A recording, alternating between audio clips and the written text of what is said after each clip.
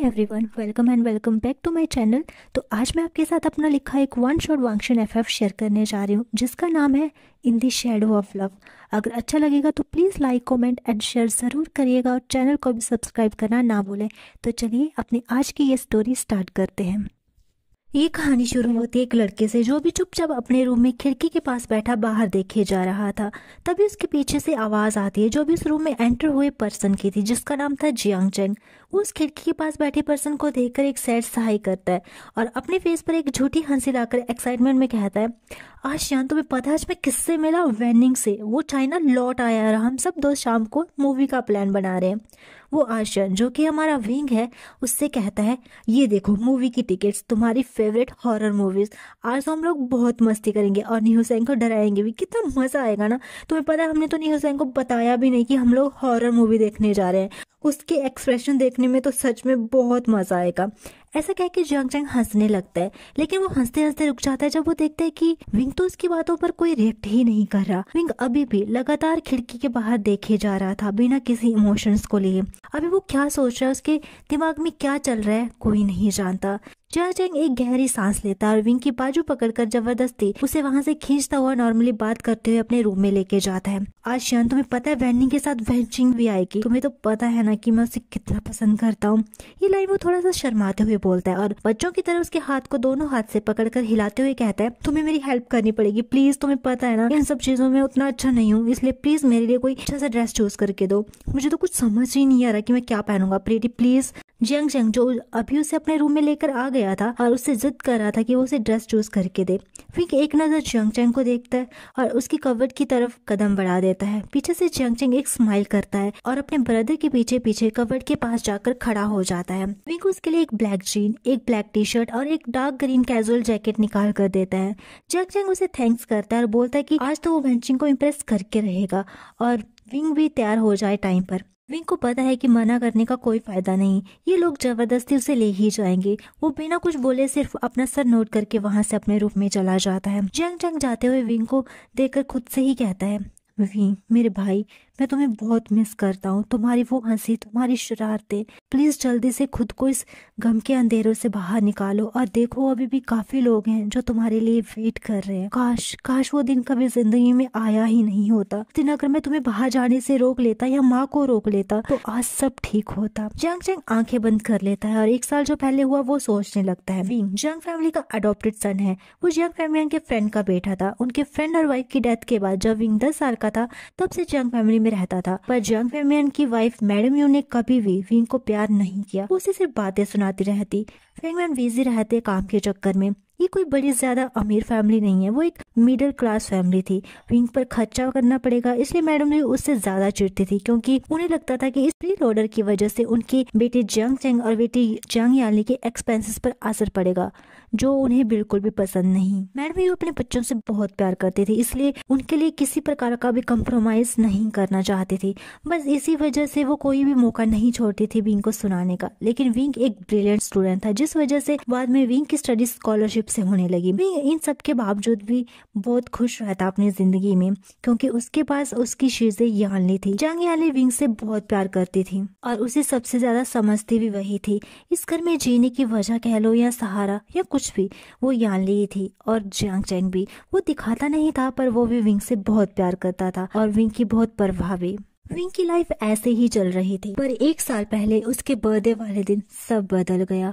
उस दिन विंग बहुत खुश था क्योंकि उसकी शीजे ने उसे एक ब्लैक फ्लूट गिफ्ट की थी, जो कि बहुत ही यूनिक थी देखने में और एक्सपेंसिव भी। विंग को फ्लूट बजाना बहुत पसंद था और सेम फ्लूट उसने करीबन 2 मंथ पहले ऑनलाइन देखी थी। कॉस्ट देखकर विंग ने अपना मन मार लिया था, पर उसकी शीजे ने उसे देख लिया था उस फ्लूट को एडमायर करते अपने लैपटॉप की स्क्रीन पर। और आज उसके बर्थडे पर याली ने सेम फ्लूट उसे गिफ्ट की। विंग ने जब पूछा कि याली के पास पैसे कहाँ से आए, पर ये देखकर कि याली सच नहीं बता रही, बस बहाने बना रही है कि उसके पास थे, तो विंग भी जिद्दी बनकर याली से सच उगलवा लेता। और याली बताती है कि पिछले 2 मंथ से वो टैक्सी की बजाय बस में कॉलेज आ रही थी। वो टैक्सी के किराए की बचत और कुछ पर्सनल सेविंग्स थी, जिसकी वजह से ये फ्लूट आई। विंग बहुत ओवरवेलमिंग फील करता है और साथ में थोड़ा गिल्टी भी कि उसकी वजह से उसकी शीजे को सफर करना पड़ा। उस पर उसकी सोच को रोक लगाते हुए वो अपनी बड़ी बहन का हक जताते हुए बोलते हैं कि अपने भाई की खुशी के लिए वो इतना भी नहीं कर सकी तो क्या फायदा। विंग यानली को गले लगा लेता है और कहता है कि वो इस फ्लूट को हमेशा संभाल कर रखेगा। इवनिंग में कॉलेज के बाद जब वो घर लौटता है तो मैडम ही उसके आते ही उस पर चिल्लाने लगती है और कहती है कि उसे बोला था कि आज वो जल्दी घर आ जाए, कुछ गेस्ट आने वाले थे उन्हें सर्व करने के लिए, लेकिन सारा काम मैडम यू को करना पड़ा। विंग माफी मांगते हुए कहता है कि आज उसका बर्थडे था तो दोस्तों ने आने नहीं दिया, तो मैडम यू उसे जोर का थप्पड़ मारती है जिसकी फोर्स की वजह से विंग नीचे गिर जाता है और उसके हाथ से बांसुरी छूट जाती है। जंग चैंग भी तब तक आ गया था। वो कहता उससे पहले मैडम यू उसे चुप करा देती है। मैडम यू के आगे यहाँ पर किसी की नहीं चलती थी। मैडम यू उस बांसुरी को उठाती है। विंग पैनिक कर जाता है और रिक्वेस्ट करता है कि वो उसे वापस दे दे, लेकिन मैडम यू गुस्से में और ये देखकर कि ये के लिए विंग कितनी मेहनतें कर रहा है तो ये विंग के लिए इम्पोर्टेंट होगी, तो एक समक करते हुए कहती है कि विंग को सजा तो लेनी ही पड़ेगी और उस फ्लूट को वो जलती हुई चिमनी में डाल देती है। विंग चिमनी की ओर भागकर उसे निकालने जाता है तो मैडम यू उसकी बाजू पकड़ लेती है और जब तक पूरी फ्लूट जल ना जाए वो उसे छोड़ती नहीं। विंग बहुत मेहनतें करता है, बहुत रोता है और एट द एंड वो टूटकर जमीन पर बैठ जाता है। उसे याद आता है कि उसकी शीजे ने कैसे अपनी सुख सुविधा को सेक्रीफाइस करके पैसे जोड़कर उसके लिए ये फ्लूट ली थी। विंग को सब सोचकर घुटन सी होने लगती है। वो घर के बाहर की ओर भाग जाता है। मैडम पीछे से चिल्लाते हुए रह जाती है। जंग चैंग उसके पीछे जाना चाहता था पर मैडम उसे जाने नहीं देती। बारिश भी होना स्टार्ट हो गई। यानली जो अभी कैब से घर आ रही थी वो विंग को ऐसे भागते हुए देख लेती है। वो कैब को रुकवा कर उसके पीछे भागने लगी। विंग बेसुध सा हुआ भागे जा रहा था और वो कब मेन रोड पर भागने लगा उसे पता ही नहीं चला।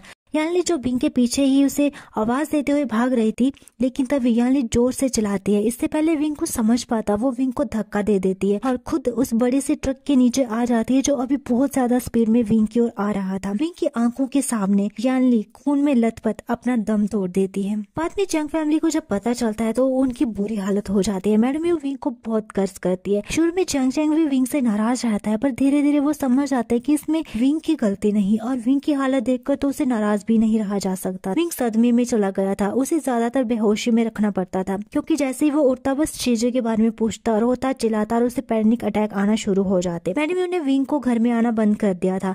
पहले विंग हॉस्पिटलाइज था, फिर जंग चैंग उसे अलग से एक छोटे से अपार्टमेंट में ले आया जो कि उसने कुछ अपने पैसे जोड़कर और कुछ पार्ट टाइम जो ऑनलाइन करके लिया था। साइकेट्रिस्ट की हेल्प से विंग को 1 साल लग गया नॉर्मल होने में, पर अब वो पहले वाला विंग नहीं रहा। ये गुमसुम, बेजान, जीने की कोई उम्मीद न रखता हुआ विंग है जिसकी आंखों में कोई इमोशंस नहीं, सिर्फ एक खालीपन सा है। जियांग चैंग ये सब सोचकर अपनी आंखें खोल लेता और कहता है, काश तुम्हारी लाइफ में फिर से कोई ऐसा पर्सन आए जिसके लिए तुम फिर से जीना सीखो।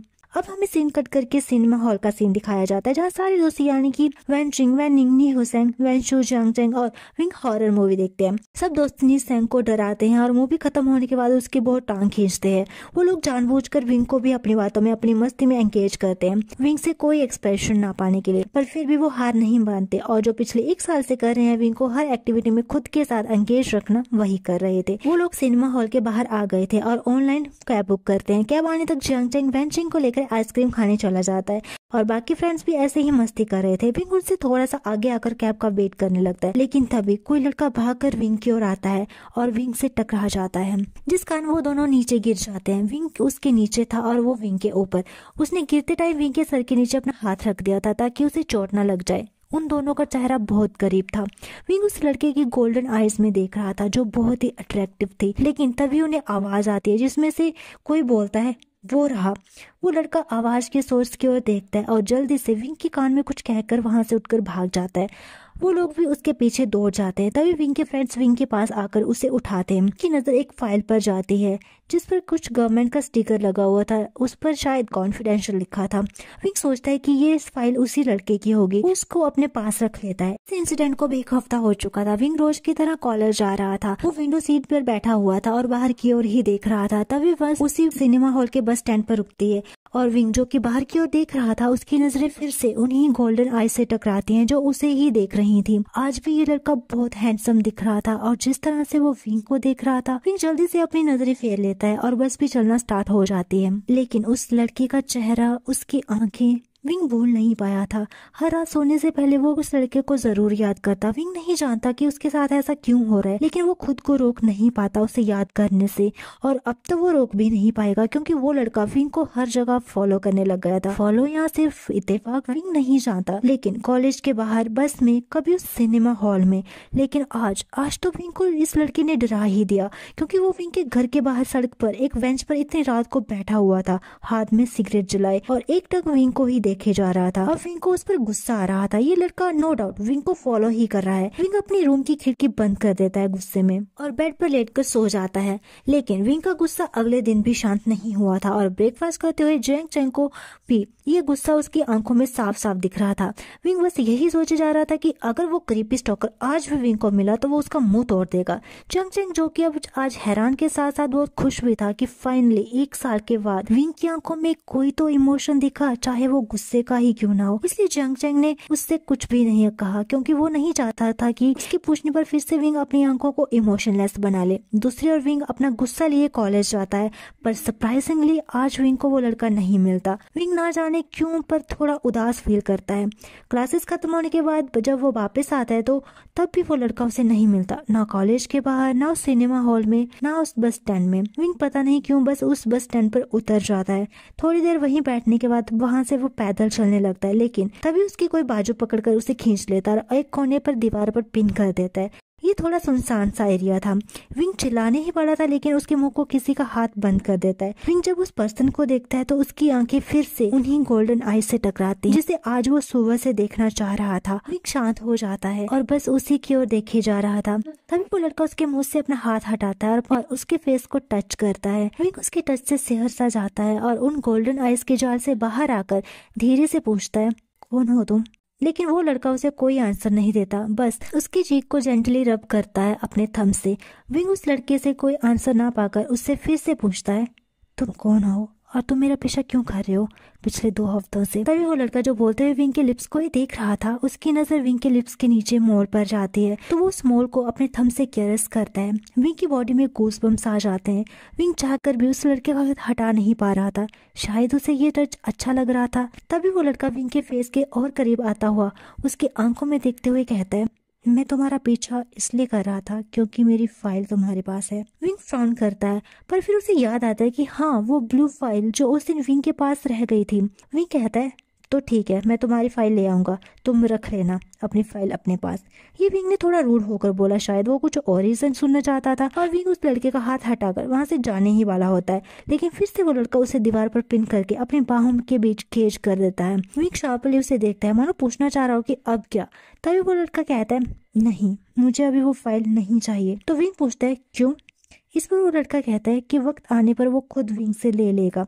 वो विंग के कान के पास अपने लिप्स लाकर कहता है कि मैं तुमसे अभी बार बार मिलना चाहता हूँ, चाहे फाइल के बहाने ही सही, और मुझे पूरा यकीन है कि तुम्हारे पास वो फाइल सेफ है और तुम मुझे लंजा कह सकते हो, बावे। ऐसा कह के वो विंग के कान पर पैक करता है और विंग को ऐसे ही स्टन छोड़े हुए वहां से चला जाता है।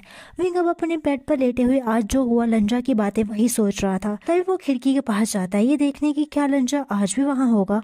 और हाँ, लंजा वही था, सेम बेंच पर बैठा हुआ विंग को देखता, हाथ में सिगरेट लिए। विंग को स्मोक करने वाले बिल्कुल पसंद नहीं। वो खिड़की बंद कर देता है और ये सोचकर कि वो लंजा से कहेगा कि वो स्मोक ना करे, लेकिन अगले ही पल अपनी ही सोच पर हैरान हो जाता है कि क्यों वो लंजा से ऐसा क्यों कहेगा, वो लगता ही क्या है उसका। अब दिन ऐसे ही बीतने लगता। वांगजी ने जैसा बोला था वो अभी विंग को फॉलो वैसे ही कर रहा था, इनफैक्ट फॉलो नहीं, उससे मिलता था, क्योंकि अब वो मिलकर विंग से बातें करता, विंग की बातें सुनता। धीरे धीरे वो लोग दोस्त बन गए थे और दोस्ती कब प्यार में बदल गई पता ही नहीं चला। विंग भी अब बदलने लग गया था थोड़ा थोड़ा। अब वो इमोशन शो करता, मुस्कुराता, हाँ पहले जैसे खुल के नहीं हंसता बट मुस्कुराता। विंग के फ्रेंड्स जियांग चैंग और विंग का साइकेट्रिस्ट विंग की इस प्रोग्रेस से बहुत खुश थे। विंग ने साइकेट्रिस्ट को सब बता दिया था लंजा के बारे में। इवन विंग ने जियांग चैंग और अपने फ्रेंड्स को भी उसके बारे में बता दिया था। विंग ने वांगजी को अपना पूरा पास्ट बता दिया था। उस दिन विंग बहुत रोया था, पर वांगजी ने उसे संभाल लिया था। वांगजी विंग की बहुत केयर करने लग गया था और एक दिन विंग वांगजी को अपने दिल की बात बताने का सोचता है। उस दिन वांगजी विंग को अपने अपार्टमेंट लाया था जो कि 1 BHK का था। विंग ने उसे अपने दिल की बात बताई। विंग कहता है, लंजा मुझे नहीं पता कब मैं तुमसे प्यार करने लगा, शायद पहले दिन से ही, पर मुझे रियलाइज लेट हुआ। लंजा तुम मेरी लाइफ में एक नई उम्मीद बन के आए जिसने फिर से मुझे जीने पर मजबूर कर दिया। तुमने मुझे समझाया कि किसी के जाने से हमारी लाइफ रुकती नहीं। हाँ, उस पर्सन के जाने से बहुत दुख होता है, पर हमें जीना होता है उनके लिए जो हमारे लिए जी रहे हैं। मैंने इस 1 साल में अपने फ्रेंड्स, अपने भाई को बहुत दुख दिया है, जिसका एहसास तुमने मुझे दिलाया और बताया कि उनके लिए मुझे फिर से जीना है, अपने लिए जीना है। और इस जिंदगी जो मेरी शीजी ने मुझे दी है, संभाल कर बहुत प्रीशियसली रखना है। पर लंजा मैं कहता हूँ कि मुझे अपने लिए या जियांग चैंग या अपने फ्रेंड्स के साथ साथ तुम्हारे लिए भी जीना है। मैं तुमसे प्यार करता हूँ लंजा, क्या तुम मेरी हेल्प करोगे मेरी जिंदगी को संभालने में, मेरी खुशियों की एक वजह बनने में? क्या तुम मुझसे प्यार करोगे लंजा? लंजा विंग को किस कर लेता और विंग भी उस किस का रिस्पॉन्स करता है। 5 मिनट के किस को ब्रेक करके लंजा कहता है, मैं तो उसी दिन से तुमसे प्यार करने लग गया था जब तुम्हारी ये सिल्वर आंखें मेरी आंखों से टकराई थी। मैं तभी से सिर्फ तुम्हारी खुशी को भी नहीं, तुम्हारे दुख को भी बांटना चाहता था। मैं तब से ही तुम्हें बहुत प्रीशियसली संभाल कर रखना चाहता था और अब से मैं ऐसा करूंगा भी। मैं तुमसे बहुत प्यार करता हूँ Wing, I love you so much. Wang ji का कन्फेशन पढ़कर विंग की आंखों में खुशी के आंसू आ जाता है। लंजा आंसुओं को लिक करता है और उसके पूरे फेस पे किसेस करने लगता है और एंड में फिर से विंग के लिप्स को वो क्लेम कर लेता है। दोनों एक दूसरे के लिप्स को एक सेम पैशन से सक करते हैं। वांग जी विंग के लिप्स को लिक करता है और विंग वांग जी की बात समझकर अपना मुंह ओपन कर देता है। वांग जी और विंग अब एक साथ एक दूसरे की टंग को भी सक करने लगते हैं। तभी वांग जी विंग को और ज्यादा अपने करीब खींच लेता है। दोनों ही रूम में खड़े होकर ये किस कर रहे थे। दोनों की बॉडी एक दूसरे से बिल्कुल ऐसे अटैच थी कि हवा का गुजरना भी नामुमकिन था। 15 मिनट के इस हॉट पैशनेट किस के बाद दोनों अपना फोरहेड जोड़कर गहरी गहरी सांसें लेने लगते हैं, लेकिन डिजायर उन दोनों की आंखों में साफ साफ दिख रही थी। तभी विंग का मोबाइल बजने लगता है, जो कि जियांग चैंग की कॉल की वजह से था। न चाहते हुए विंग को वहां से जाना पड़ता है। अब से विंग और वांग जी एक दूसरे के और भी करीब आ गए थे। जब भी विंग वांग जी को मिलता, वांग जी उसे वहीं किस करना स्टार्ट हो जाता, जैसे कि वो विंग के लिप से ऑब्सेस्ड हो गया हो। विंग भी वांग जी की ऑब्सेशन एंजॉय कर रहा था। विंग अब बहुत सारा टाइम वांग जी के साथ ही बिताता था, जिसमें से वो मोस्ट ऑफ द टाइम एक दूसरे को किस करते, एक दूसरे को इंटीमेट तरीके से टच करते। वांग जी विंग का हद से ज्यादा ख्याल रखने लग गया था। धीरे धीरे उनका प्यार सारी हदें पार कर रहा था और आज उनके बीच की आखिरी हद भी टूटने वाली थी। विंग वांग जी के साथ हर बार की तरह उसके अपार्टमेंट जा रहा था, लेकिन रास्ते में उसका थोड़ा सा पैर मुड़ गया था। वांग जी विंग को गोद में उठाकर अपने अपार्टमेंट ले आता है और विंग अपना ब्लशिंग फेस छुपाते हुए उसे बोले जा रहा था कि वो चल लेगा खुद। उसकी वजह से बिल्डिंग का गार्ड भी देखो कैसे उसे घूर कर देख रहा है। इस पर वांग जी चक्ल करते हुए कहता है कि वो विंग से बस जेलस है कि उसे इतना केयरिंग और हैंडसम बॉयफ्रेंड मिला है। इस तरह विंग को और ब्लश फील करवाते हुए वांग जी उसे अपने अपार्टमेंट ले आता है, जहां रात भर वांग जी बार बार उठकर विंग के पैर पर ऑइंटमेंट लगाता है, जिसके नतीजे में विंग का पैर अगले दिन बिल्कुल ठीक हो जाता है। वांग जी की केयरिंग नेचर को देखकर विंग का प्यार वांग जी के लिए और भी बढ़ता जा रहा था, जो कि उसके आंखों में साफ साफ वांग जी को देख भी रहा था। वो दोनों एक रोमांटिक मूवी देख रहे थे। वीकेंड होने की वजह से विंग वांग जी के अपार्टमेंट में ही रुका था और अब ब्रेकफास्ट के बाद वो दोनों वांग जी की फेवरेट मूवी देखने लगते हैं। पर जैसे ही एक रोमांटिक सीन आता है तो वो दोनों एक दूसरे की ओर देखते हैं, सेम लव सेम डिजायर लिए। वांग जी विंग के फेस के काफी करीब आ जाता है और आंखों ही आंखों में देखकर वो दोनों एक दूसरे से परमिशन ले लेते हैं आगे बढ़ने की। वांग जी विंग के लिप्स को कैप्चर कर लेता है और एक हार्ट किस करता है। वो विंग को कमर से पकड़कर विंग वांग जी की कमर पर कोलावेर की तरह चढ़ जाता है। वांग जी विंग को किस करता हुआ ही हॉल से बेडरूम में ले जाता है और बेड पर लिटाकर उसके ऊपर आ जाता है। वांग जी का पूरा वेट विंग पर था। वो अब विंग के लिप्स को छोड़कर उसके लिप्स के नीचे मोल को सक करता है। विंग गहरी गहरी सांसें ले रहा था। वांग जी कंटिन्यू करता हुआ उसकी जो लाइन, उसकी गर्दन को किस लिक सक करता है। साथ ही साथ वो विंग के शर्ट के बटन को भी ओपन करने लगता है। जैसे ही उसके बटन वो ओपन कर रहा था और जितनी जगह एक्सपोज होती जा रही थी, वांग जी वहीं पर उसे लिक किस सक करे किए जा रहा था। वांग जी विंग को किस करता हुआ उसकी गर्दन से उसकी चेस्ट एरिया तक आ जाता है, जहाँ वो वांग जी के निपल्स को बहुत देर तक सक करता है, उनसे खेलता है। फिर वो विंग की बैली को किस करता है। वो विंग की बैली बटन में अपनी टंग घुमाता है। विंग की सांसें बहुत गहरी होती जा रही थी और वो लाउडली मौन किए जा रहा था, पर अपार्टमेंट पूरा साउंड प्रूफ था। वांग जी विंग को देखता है और फिर से विंग के लिप्स पर किस करने लगता है। विंग थोड़ा रिलैक्स होता है और वांग जी को फ्लिप करता है। और सेम तरीके से ये वांगजी को अपना प्यार जताने लगता है। वो वांगजी के लिप्स उसके पूरे फेस पर किसेस करता है, लिक करता है।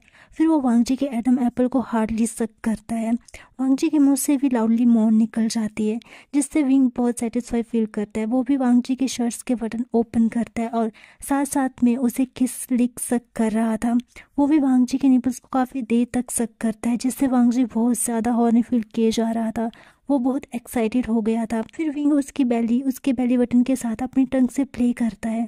वांग जब और ज़्यादा बर्दाश्त नहीं कर पा रहा था तो वो विंग को फ्लिप कर देता है और विंग के कान में कहता है, बावे मैं और इंतज़ार नहीं कर सकता।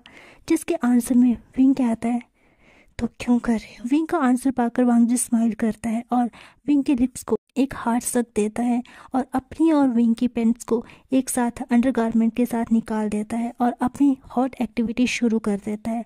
वो लोग काफ़ी टाइम तक इंटीमेट होते हैं अलग अलग पोजीशन में।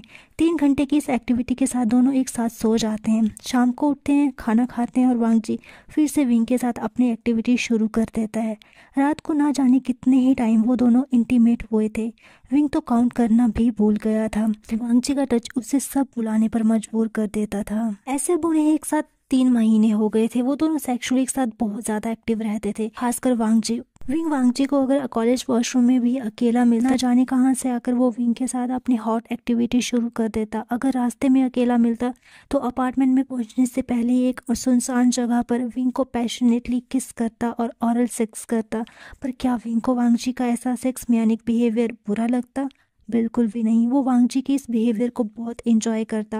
वांगजी का ये हद से ज़्यादा प्यार, वांगजी की हद से ज़्यादा विंग के लिए केयर और वांगजी का हद से ज़्यादा विंग को पाने की चाहत विंग को वांगजी के लिए और ज़्यादा उसके प्यार में गिराती गई। वांगजी अगर उससे रफली वाइडली लव मेकिंग करता तो उसके बाद अपनी केयर प्यार दिखाने में भी कभी वो कमी नहीं रखता। उनकी लाइफ ऐसी ही चल रही थी। विंग अब खुल के हंसने लगा था, बातें करने लगा था और अपनी शीजे से माफ़ी भी मांगता है कि जिसको बचाने के लिए शीजे ने अपनी जान तक दे दी, उसने अपनी लाइफ की कदर नहीं की और जैसा उसकी शीजे उसे हंसता मुस्कुराता देखना चाहती थी, अब वांगजी के प्यार में और जियांगचैंग और अपने फ्रेंड्स के साथ वो फिर से अपनी नॉर्मल लाइफ जीने लग गया था। ऐसे ही हर रोज की तरह जैसे ही एक दिन था, उस दिन नी हुसैंग के भाई नी मिंजे नी हुसैंग को जियांगचैंग के अपार्टमेंट छोड़ने आया था।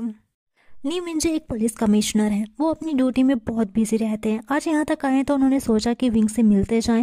लास्ट टाइम जब वो विंग से मिले थे तो उसकी मेंटल हेल्थ में कुछ ज़्यादा सुधार नहीं था। अभी नी हुसैंग ने बताया कि विंग अब ठीक हो गया है, तो उन्होंने सोचा वो मिल लें। वो जियांगचैंग के साथ हॉल में बैठे थे। विंग अपनी पेंटिंग कर रहा था तो सोचा थोड़ा हाथ धोकर जाए क्योंकि वो कलर से भरे हुए थे। तभी नी मिंजे कहते हैं कि वो रूम में ही मिल लेते हैं, उन्हें फिर एक ज़रूरी काम से जाना है। तो जियांगचैंग के साथ और नी हुसैंग के साथ वो विंग के रूम में चले आते हैं, पर विंग वॉशरूम था। वो इधर उधर देखने लगता है। तभी उनकी नज़र विंग की पेंटिंग पर जाती है तो उनकी आंखें बड़ी बड़ी हो जाती हैं। तब तक विंग वॉशरूम से बाहर आ गया था। वो नी मिंजे के पास जाकर उन्हें ग्रीट करता है, पर नी मिंजे उसकी ग्रीटिंग का कोई आंसर नहीं देते। नी हुसैंग और जियांगचैंग नी मिंजे को ही देख रहे थे। तभी नी मिंजे विंग से पूछते हैं, तुम इस पर्सन को कैसे जानते हो? विंग देखता है कि ये पेंटिंग वही है जो विंग अभी बना रहा था, जो कि उसके लंजा की है। तब विंग स्माइल करता हुआ कहता है, ओह ये मेरा बॉयफ्रेंड है, पिछले 6 महीनों से हम डेट कर रहे हैं। तभी नी मिंजे हैरानी भरी आवाज में कहता है, इम्पॉसिबल। तभी वो तीनों नी मिंजे को क्वेश्चन लुक देते हैं। जियांगचैंग तो पूछ ही देता है कि क्या हुआ, वो ऐसा क्यों बोल रहे हैं। नी मिंजे जियांगचैंग के क्वेश्चन को इग्नोर करता हुआ बोलता है, तुम इस लड़के से कैसे मिले? तो विंग थोड़ा अजीब सी नज़रों से बट नी मिंजे को सब बता देता है। तभी नी मिंजे वो फाइल मांगते हैं, पर विंग मना कर देता है, ये कहकर कि वो सिर्फ लंजा को ही ये फाइल देगा। नी मिंजे से बहुत समझाते हैं कि वो फाइल एक गवर्नमेंट फाइल है जो कि बहुत इंपॉर्टेंट है, पर विंग तब भी नहीं मानता और यही कहता है कि उसने लंजा से प्रॉमिस किया है कि वो फाइल सिर्फ उसी को देगा, किसी और को नहीं। जियांगचैंग और नी हुसैंग तो डम फैमिली खड़े हुए थे। तभी नी मिंजे फ्रस्ट्रेट होकर कहते हैं, जो इंसान मर चुका है तुम उस इंसान को वो फाइल कैसे दे सकते हो? नी मिंजे की ये बात सुनकर तीनों लोग स्टैचू हो जाते हैं। विंग तो मानो थोड़ी देर के लिए सांस लेना ही भूल गया था, लेकिन वो खुद को कंपोज करता हुआ गुस्से में नी मिंजे से कहता है, आप क्या बकवास कर रहे हैं? मैं अभी उससे मिलकर आया हूँ, आप एक जिंदा इंसान को मरा हुआ कैसे बता सकते हैं? तभी नी मिंजे भी कहते हैं, वो मर चुका है, आज से 7 महीने पहले उसकी डेथ हो गई थी, तो तुम एक मरे हुए इंसान को डेट कैसे कर सकते हो? विंग को बहुत गुस्सा आता है। वो नी मिंजे को खींचकर थप्पड़ मारना चाहते थे, लेकिन वो ऐसा नहीं करता और उन्हें इस घर से जाने के लिए कह देता है। पर नी मिंजे वो फाइल लिए बिना नहीं जाना चाहते थे, तो वो कह देते हैं, ठीक है, मान लिया कि लान वांगजी जिंदा है और तुम उनसे रोज मिल और तुम उसे ही वो फाइल दोगे, तो चलो मेरे साथ, चलो हम मिलकर लान वांगजी के पास जाते हैं और इस बारे में उससे बात करते हैं। विंग, जिसकी आंखों में गुस्सा, दर्द और आंसू थे, ये सोचकर कि नी मिंजे से ऐसे कैसे मरा हुआ बोल सकते हैं, तो वो भी मान जाता है। उस वीडियो फाइल को अपनी कवर से निकालकर नी मिंजे को वांगजी के अपार्टमेंट वो ले आता है। नी मिंजे जानकर हैरान था कि विंग को यहाँ का एड्रेस कैसे पता, पर वो चुपचाप जियांग जेंग और नियो सेंग की तरह विंग को फॉलो करता है और exact cloud research colony 32nd floor apartment number 108 के आगे वो लोग खड़े हो जाते हैं। विंग एक पासवर्ड डायल करता है जिससे वो रूम ओपन हो जाता है, जो कि नी मिंजे के लिए एक अनदर शॉक था। पर नेक्स्ट शॉक विंग को लगता है जब वो अपार्टमेंट के अंदर आता है। नियो सेंग और जियांग जेंग तो खांसने लगते हैं अपार्टमेंट में जमी धूल मिट्टी की वजह से। विंग, जो अंदर आते ही लंजा को पुकारने वाला था, वो अपनी ही जगह फ्रोज खड़ा हो जाता है। अपार्टमेंट की हालत देखकर मकड़ियों के जाले, धूल मिट्टी साफ साफ देखी जा सकती थी। ऐसा लग रहा था मानो कई महीनों से यहाँ कोई आया ना हो। विंग कहता है, ये अपार्टमेंट की हालत ऐसी क्यों है? अभी अभी तो इतना साफ सुथरा था। लंजा लंजा कहाँ है? विंग वांगजी को पूरे अपार्टमेंट में पागलों की तरह ढूंढने लगता है। जियांग जेंग विंग को रोकने की कोशिश करता है, पर विंग ये कहकर कि मेरा लंजा यहीं रहता है, वो अभी आएगा। तभी नी मिंजे कहते हैं, यहाँ कोई नहीं रहता, लान वांगजी मर चुका है। लेकिन विंग चिल्लाते हुए कहता है, ऐसा नहीं है, वो लान वांगजी के साथ रोज यहाँ मिलता है और यहीं आता था उसके साथ। अगर तुम लोगों को यकीन नहीं तो आओ मेरे साथ। वो खींचकर उन लोगों को वॉचमैन के पास लेकर जाता है और कहता है, वॉचमैन, आप बताओ इन्हें कि मैं लंजा के साथ यहाँ रोज आता हूँ, यही रजिस्टर पर हम लोग साइन करते हैं ना, तुम दिखाओ ना इनको। तभी नी मिंजे वॉचमैन को देखकर बोलते हैं, ये जो पर्सन बोल रहा है क्या सच है? सच सच बताना। तभी विंग कहता है, मैं सच ही बोल रहा हूँ, तुम बताओ ना वॉचमैन इन्हें। तभी वॉचमैन थोड़ा झिझकते हुए नी मिंजे को देखकर बोलता है, साहब मैं क्या बताऊँ, ये पर्सन रोज यहाँ आता है और किसी लंचा के नाम के पर्सन से बात करते रहते हैं। तो मुझे यहाँ कोई नहीं दिखता, ये अकेले ही होते हैं, पर फिर भी ऐसे रिएक्ट करते हैं मानो इनके साथ कोई हो। उस टाइम तो इन्होंने हद ही कर दी, ये ऐसे बातें कर रहे थे जैसे किसी ने इनको गोद में उठाया हुआ था, पर इनके साथ कोई नहीं था, ये बिल्कुल अकेले होते हैं। तभी विंग कहता है, क्या बकवास कर रहे हो, तुम्हें इतना बड़ा इंसान नहीं दिखता था मेरे साथ? वो तुम्हें देखकर मुस्कुराकर रजिस्टर पर साइन करता था ना। तभी वो वॉचमैन घबराते हुए नी मिंजे से कहता है, मैं सच कह रहा हूँ साहब, आप ये रजिस्टर चेक कीजिए, देखिए इसमें एक ही पर्सन के साइन होते हैं और वो भी इनके अलावा और किसी के नहीं। विंग कहता है, ये नहीं हो सकता। तभी वॉचमैन कहता है, आप चाहे तो सीसीटीवी कैमरा चेक करवा लीजिए। वो लोग कैमरा चेक करवाते हैं जिनमें उन्हें सिर्फ विंग ही दिखता है अकेले बात करता हुआ। विंग को तो विश्वास ही नहीं होता और उसे पैनिक अटैक आ जाता है, जिस वजह से वो बेहोश हो जाता है। सब लोग विंग के पास बैठे हुए थे। विंग हॉस्पिटल बेड में था। 4 घंटे हो गए थे और डॉक्टर ने कहा कि विंग अब कभी भी होश में आ सकता है।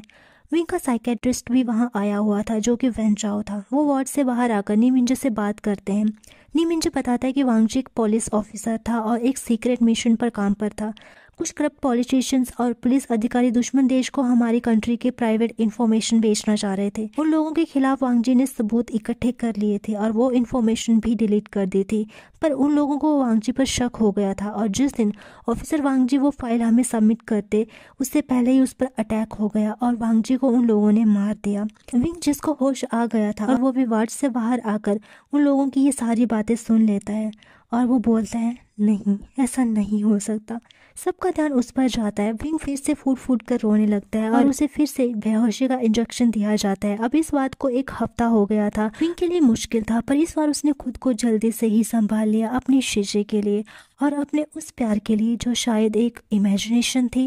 विंग का साइकेट्रिस्ट, जो कि जानता था विंग की पूरी लव स्टोरी पहली मुलाकात से लेकर, वो बताता है कि जैसे कि विंग की मेंटल हेल्थ पहले ही डिस्टर्ब थी और जब वो खून से लथपथ वांगजी से मिला तो फिर से उसके दिमाग में छुपी उसकी शीजे की खून में लथपथ इमेजेस सामने आ गई और वांगजी के लिए विंग के मन में एक अजीब सी अट्रैक्शन कह लो या सिंपैथी ने जन्म ले लिया।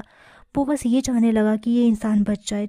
उसकी शीजे नहीं बच पाई पर वांगजी बच जाए और उसके ट्रॉमा ने फिर से अपना खेल खेल दिया और उस दर्द से बचने के लिए, इस ट्रॉमा से बचने के लिए विंग के दिमाग ने अपनी ही एक इमेजिनेशन की दुनिया बना ली जहां वो लड़का यानी कि वांगजी बच गया।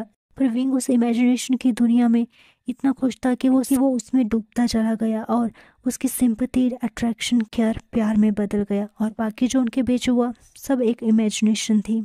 जियांग चैंग और उसके फ्रेंड्स विंग के लिए बहुत उदास थे। वो विंग को देखते हैं जो अपने साइकेट्रिस्ट की क्लिनिक में खिड़की के बाहर देखे जा रहा था और ये सब सुन रहा था। जियांग चैंग पूछता है कि फिर वो वांग जी का एड्रेस और पासवर्ड कैसे जान पाया। इस पर वेंचाओ कहता है कि वांग जी ने जाने से पहले विंग के कान में ये कह के गया था, file safe colony cloud research 32nd floor 108 room number 32108 password, और वहां से भाग गया था। हालांकि विंग की इमेजिनेशन वर्ल्ड ने उसके सामने किसी और ही रूप में ये जानकारी विंग को दिलवाई। ये सेशन यही ख़त्म हो गया था और साथ में 2 मंथ भी हो गए थे अब इस चीज़ को। अब विंग ठीक था, नॉर्मल था, हंसता मुस्कुराता, पर वो लंजा को भी बहुत मिस करता था। कभी कभी वो उस खिड़की के पास खड़ा होता देखने के लिए कि काश एक बार लंजा उसे मिल जाए। वो हर जगह जाता जहाँ लंजा उसे दिखता था, पर अब उसे वहाँ कोई नहीं दिखता था। वो अपार्टमेंट, वहाँ की नेम प्लेट भी अब प्लान वांग जी की नहीं थी, अब वो किसी और के नाम की थी। विंग सहाय करता है और चाइना की अपनी यादों को अलविदा करके यूएसए की फ्लाइट ले लेता है, जहाँ वैंचिंग उसका वेलकम करती है। विंग अपने लिए वहीं पर ही एक जॉब ढूंढ लेता है और साथ में अपनी पेंटिंग के पैशन को फॉलो करने लगता है। उसने फ्लूट बजाना छोड़ दिया था उस हादसे के बाद, पर अपनी पेंटिंग के पैशन को उसने कंटिन्यू रखा था और अपने उसी पैशन को फॉलो करते हुए वो एक ग्राउंड में बच्चों की खेलते हुए पेंटिंग बना रहा था, जो सच में बहुत खूबसूरत थी। जैसे उसकी पेंटिंग पूरी होती है उसे एक आवाज़ आती है, वाह ये बहुत खूबसूरत है। विंग इस आवाज़ को जानता है, उसकी बॉडी स्टिफ हो जाती है। तभी वो शख्स कहता है, तुम बहुत अच्छे आर्टिस्ट हो। विंग अपने कदम उस आवाज़ की ओर मोड़ता है और उसकी आंखें फिर से उन गोल्डन आइज से टकराती हैं, जिन्हें वो ना जाने कितने टाइम से फिर से देखना चाह रहा था। विंग की आंखों में से आंसू बह जाते हैं और वो विस्पर करता हुआ कहता है, लंचा। तभी विंग को रियलिटी हिट होती है और वो अपने पीछे कदम लेते हुए कहता है, नहीं तुम सच नहीं हो, तुम झूठ हो, और वहां से रोते हुए भाग जाता है। अब इस बात को 1 हफ्ते के करीब हो गया था। विंग ने अपनी इमेजिनेशन सोचकर उससे अपने ध्यान से हटाने की पूरी कोशिश की और अपना काम फिर से नॉर्मली करने लगा। आज वैंचिंग का बर्थडे था तो उसने एक छोटी सी पार्टी थ्रो की थी, जिसमें उसने अपने कुछ फ्रेंड्स बुलाए थे। जियांग चैंग भी आया हुआ था। वो दोनों अब रिलेशनशिप में आ गए थे। पार्टी वेंचिंग के अपार्टमेंट में ही थी। कुछ फ्रेंड्स आ गए थे, तभी अपार्टमेंट की डोरबेल बजती है। वेंचिंग डोर ओपन करती है और बॉस कहकर एक पर्सन को ग्रीट करती है और उसके साथ दूसरे पर्सन को भी वो ग्रीट करते हुए कहती है, हेलो लानवांग जी, वेलकम। वो उन्हें अपार्टमेंट में ले आती है और अपने फ्रेंड्स से मिलवाते हुए कहती है कि ये उनके बॉस लैन शिचैन है और उनके ये छोटे भाई लानवांग जी हैं। विंग और जियांग चैंग जो अभी कुछ खाने का सामान लेकर हॉल में आ रहे थे, वो अपनी जगह फ्रोज हो जाते हैं। विंग के हाथ से शैंपेन नीचे गिर कर टूट जाती है, जिसकी आवाज़ से सबका ध्यान उन दोनों पर जाता है। वो दोनों भी हैरान थे, पर क्यों? बाकी विंग फिर से वही कहने लगता है कि ये उसकी इमेजिनेशन है, ऐसा नहीं हो सकता, ये सब झूठ है। विंग को फिर से पैनिक अटैक आ जाता है और जियांग चैंग जल्दी से उसे इंजेक्शन दे देता है। हाँ, अभी भी उसे बीच बीच में ये अटैक आते हैं, इसलिए प्रिकॉशंस के लिए ये इंजेक्शन हमेशा उनके साथ रहता है। विंग सो जाता है, जिसे उसके रूम में जियांग चैंग छोड़ आता है। उसके बाद वो लैन शिचैन और लानवांग जी को सब बताते हैं। वेंचिंग ने विंग के बॉयफ्रेंड को नहीं देखा हुआ था, इसीलिए उसे इस बारे में कुछ नहीं पता था। वेंचिंग ना चाहते हुए भी अब थोड़ा सा अपना बर्थडे सेलिब्रेट करती है, लाइक केक कट करना और खाना पीना। सब लोग वहाँ से चले जाते हैं। वांग जी भी उनको कुछ बताना चाहता था पर विंग के सामने, इसलिए वो अगले दिन फिर से विंग से मिलने आते हैं। तब तक वेंचिंग ने बताया होता है लैन शिचैन उनके फ्रेंड के साथ साथ उनके बॉस हैं और लानवांग जी उनका भाई। बाकी लानवांग जी अपनी स्टोरी खुद बताएगा, जो कि वांग जी उन्हें बताता है कि हाँ वो चाइना में था और उस दिन विंग से टकराया भी था, पर जब वो वहाँ से भाग गया था तो थोड़ी देर पर ही उन लोगों ने उसे पकड़ लिया था। कुछ दिन उन्होंने उसे ऐसे ही टॉर्चर किया और कई सारे ड्रग्स इंजेक्ट किए। पुलिस ने कुछ दिन बाद वांग जी को ढूंढ निकाला, पर वांग जी की हालत बहुत बुरी थी। वो लोग हॉस्पिटल में जब वांग जी को लेकर गए तो वांग जी की जान तो बच गई, पर वो कोमा में चला गया। उसके बाद उसका भाई शिचैन उसे यूएसए ले आया और यहीं हॉस्पिटल में एडमिट कर दिया और चाइना में बात फैला दी कि वांग जी मर गया है, ताकि दुश्मन वांग जी को और नुकसान ना पहुंचाए और थोड़ा रिलैक्स हो जाए, ताकि पुलिस उनके खिलाफ जो ये सीक्रेट मिशन कर रही है वो स्मूथली करती रहें। और करीबन 8 महीने के बाद वांग जी को होश आया। विंग को समझ नहीं आ रहा था कि वो खुश हो ये जानकर कि उसका प्यार जिंदा है, या दुखी ये जानकर कि वो विंग से प्यार नहीं करके प्यार के पर सब एक झूठ था। पर वो खुश है, कम से कम जिस इंसान को वो इतना चाहता है वो जिंदा है, उसे देख सकता है और इस बार उसे देखना उसकी कोई इमेजिनेशन नहीं होगी बल्कि एक जीता जागता सच होगा।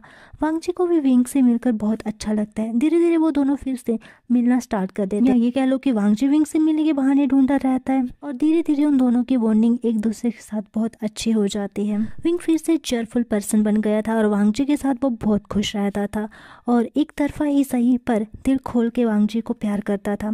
उसकी आंखों में वांग जी के लिए सिर्फ प्यार मिलता। पर क्या सच में विंग का प्यार एक तरफा था? बिल्कुल भी नहीं।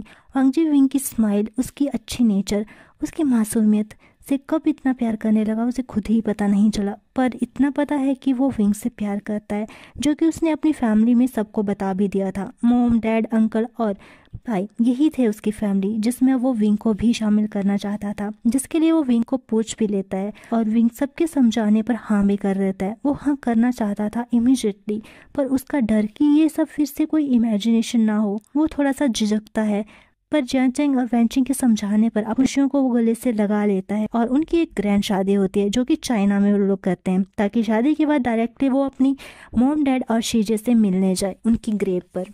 नी मिंजे को छोड़कर सब हैरान थे वांग जी को देखकर, फिर चाहे वो नी हुसैंग हो या डॉक्टर वैन चाओ, जो कि अभी उनकी शादी अटेंड कर रहे थे। जिस पर वैन चाओ कहता है, सच कहा था किसी ने, अगर पूरे दिल से किसी चीज़ को चाहो तो वो ज़रूर मिलती है। देखो ना, कहाँ विंग का प्यार, उसका लंजा सिर्फ एक इमेजिनेशन थी और आज उसकी लाइफ की सच्चाई बन गई है। नी मिंजे कहते हैं, लंजा? तुम्हें ये नाम किसने बताया लान वांग जी का? तो डॉक्टर वैन कहते हैं, विंग इसी नाम से तो बुलाया करता था ना अपने इस मिस्टीरियस लवर को। तभी नी मिंजे भी कहते हैं, हाँ, पहले वो ये साबित करने में वांग जी इस दुनिया में नहीं है, इस पर ध्यान ही नहीं दे पाया कि विंग लान वांग जी को लंजा एड्रेस कर रहा था। नी मिंजे के दिमाग में वो सारे सीन्स चलने लगते हैं जब विंग लान वांग जी को बार बार लंजा कह के बुला रहा था। तभी डॉक्टर वैन कहते हैं, क्या हुआ? तो नी मिंजे कहते हैं, कुछ नहीं। शादी के बाद वांग जी विंग के पेरेंट्स के पास उनकी कब्र पर ब्लेसिंग लेने जाते हैं और फिर यानली से मिलने उसकी कब्र पर। उसके बाद वो जंग मैंशन भी जाते हैं। जंग फैमिलियन तो शादी में आए हुए थे पर मैडमियो नहीं, तो वो उनसे मिलने वहां जाते हैं। विंग घुटनों के बल बैठकर उनसे माफी मांगता है। मैडमियो विंग के आने से लेकर जाने तक बिल्कुल भी विंग की ओर नहीं देखती और बस दूसरी ओर मुंह करके कुर्सी पर बैठी रहती हैं और विंग के जाते ही यानी की तस्वीर लेकर जोर जोर से रोने लगती हैं।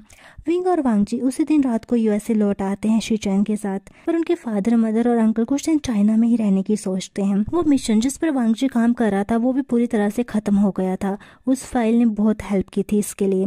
वांग जी ने पुलिस से रिजाइन कर दिया था और अपनी फैमिली कंपनी ज्वाइन कर ली थी ताकि विंग उसकी टेंशन ना ले, और वो भी अब ज़्यादातर अपने लव ऑफ लाइफ अपने हस्बैंड विंग के साथ ही रहे।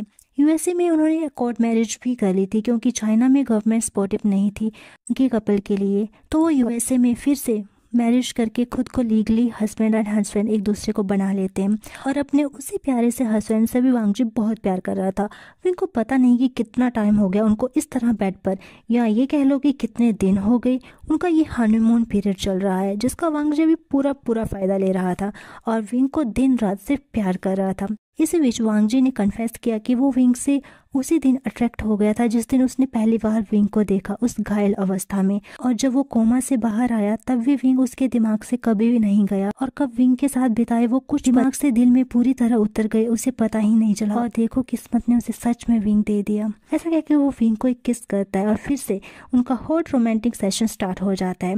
विंग के लिए ये सब सेम ही था। वांग जी उतना ही वाइल्ड, उतना ही रफ, उतना ही सेक्सुअली विंग के लिए एक्टिव था जैसे कि उसकी इमेजिनेशन में था। विंग का हाल भी कोई अलग नहीं था। वो दोनों एक दूसरे के लिए प्यार, केयर और डिज़ायर, लस्ट कुछ भी नहीं छुपाते थे। वो ओपनली एक दूसरे को अपनी फीलिंग्स शो करते थे जो कि समय के साथ सिर्फ बढ़ती जा रही थी। इन दोनों की ये खुद की दुनिया बन गई थी जिसमें कोई और लाख कोशिशों के बाद भी कभी नहीं आ सकता था। जिस्म से लेकर रूह तक, धड़कन से लेकर सांसों तक, बस उन दोनों का ही एक दूसरे पर हक था। सब लोग उन्हें दो जिस्म एक जान समझते थे जिनको अलग करना नामुमकिन था। दोनों बहुत खुश थे अपनी लाइफ में और अपने हॉट मॉर्निंग सेक्स के बाद हॉलीडे का फायदा उठाते हुए वांग जी विंग को उठने नहीं देता और उसे रोकने के लिए खुद को बिना उससे अलग किए उसे कसकर पकड़कर फिर से सो जाता है। विंग को तो अब इस चीज की आदत हो गई थी। वांग जी ज्यादातर ऐसे ही करता था। विंग स्माइल करता हुआ वांग जी के बालों को सहलाते हुए सोचता है कि कभी कभी मैं सोचने पर मजबूर हो जाता हूँ कि वो सब मेरी इमेजिनेशन ही थी या रियलिटी। तुम तब भी ऐसे ही थे और ऐसे ही बातें करते थे। सब कुछ सेम है। नहीं, सब नहीं, तब तुम सिर्फ मुझे देखते थे, लेकिन अब सबको, और तुम्हारा प्यार भी अब सबको दिखता है, जो कि मुझे पसंद है। बाकी ये जो इमेजिनेशन वाली बात है, इस पर और कोई भी पिछले 10 सालों से बहुत ज़्यादा सोच रहा था, जो और कोई नहीं, नी मिंजे है, जो आज से करीबन 10 साल पहले विंग और लान वांगजी की वेडिंग में जिस क्वेश्चन का जन्म उनके दिमाग में हुआ था, आज तक उसका आंसर नहीं सोच सके थे। और वो क्वेश्चन था, आखिरकार विंग को वांगजी का वर्थ नेम लंचा कैसे पता चला। तो चलिए इसका आंसर हम भी जान लेते हैं। एक्चुअली जब वांगजी कोमा में गया तो उसकी सोल वहीं रह गई थी जहां उसने पहली बार विंग को देखा था, और उसकी वजह शायद पहली बार में ही वांगजी का विंग के प्यार में पड़ जाना था, और उससे फिर से मिलने की चाहत में शायद नेचर ने एक खेल खेला। तो जो विंग से मिला, उससे प्यार किया, वो कोई इमेजिनेशन नहीं थी विंग की, वो वांगजी की आत्मा थी, जो विंग के अलावा किसी और को नहीं दिखती थी। और वांगजी के प्यार के कारण वो विंग को टच भी कर पाती थी। और जब वो विंग को बाद में दिखना बंद हो गई, वो इसलिए क्योंकि उसकी बॉडी होश में आ गई थी, या ये कह लो कि उसके लौटने का टाइम हो गया था अपनी बॉडी में। और इत्तेफाक से उसी दिन विंग को उसकी सच्चाई का पता भी चला। बाकी पहले रूम क्लीन भी उसे वांगजी की मैजिक की वजह से ही दिखता था, जो उसके जाते ही खत्म हो गया। और शायद उसका जाना भी जरूरी था, ताकि वो हमेशा के लिए मिल जाए, ताकि वो अपनी जिंदगी प्यार से एक दूसरे के साथ बिताए, जैसा वो पिछले 10 सालों से बिता रहे हैं अपने बच्चे आईवन के साथ, जिसे उन्होंने शादी के 5 साल के बाद अडॉप्ट कर लिया था। और वो दोनों बहुत खुश थे अपने बेटे आईवन के साथ, और साथ में अपने एवरीडे मीन्स एवरीडे रूल को बिना ब्रेक फॉलो करते हुए। हे गाइस, कैसी रही स्टोरी? आई होप आपको ये अच्छी लगी हो। बाकी मिलते हैं नेक्स्ट स्टोरी में, तब तक के लिए अपना ध्यान रखिएगा। Bye bye and take care.